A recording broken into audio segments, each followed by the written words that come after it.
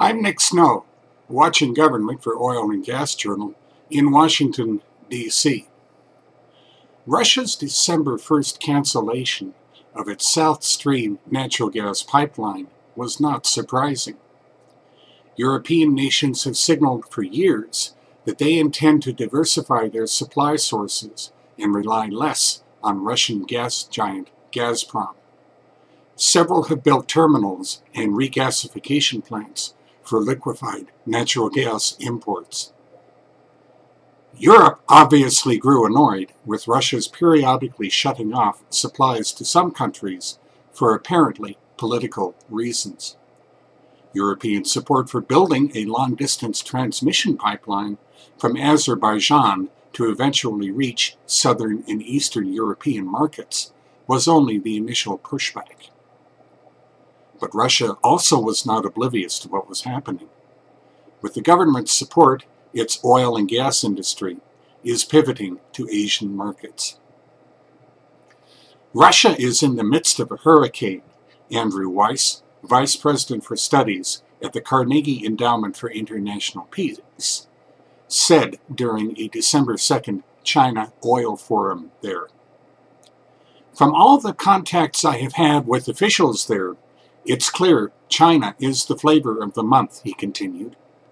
Whether players beyond Gazprom and Rosneft are comfortable with it is uncertain. Many worry they'll be eaten alive during the move toward Asia.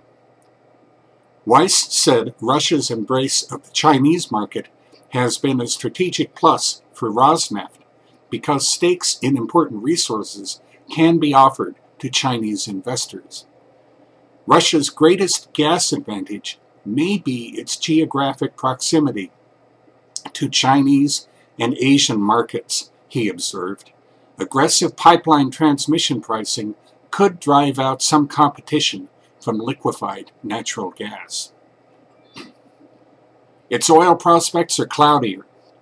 Targeted U.S. sanctions in response to Russia's involvement in a continuingly unsettled Ukraine are affecting the capacity to attract outside investment for developing new domestic resources. Several Western partners are holding on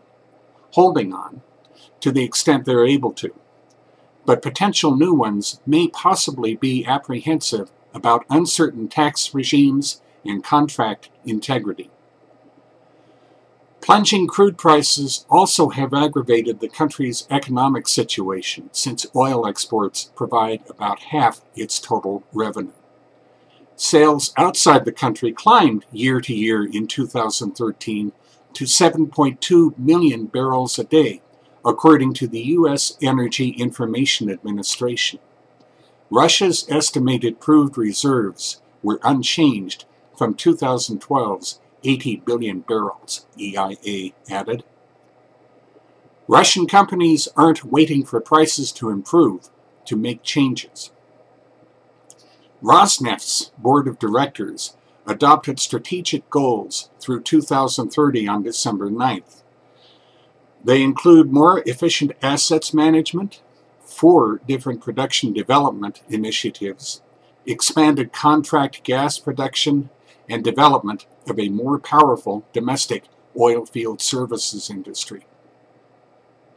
Setting goals is one step. Reaching them is something else entirely. Russia's oil and gas situation may be so unsettled that it's on the ropes.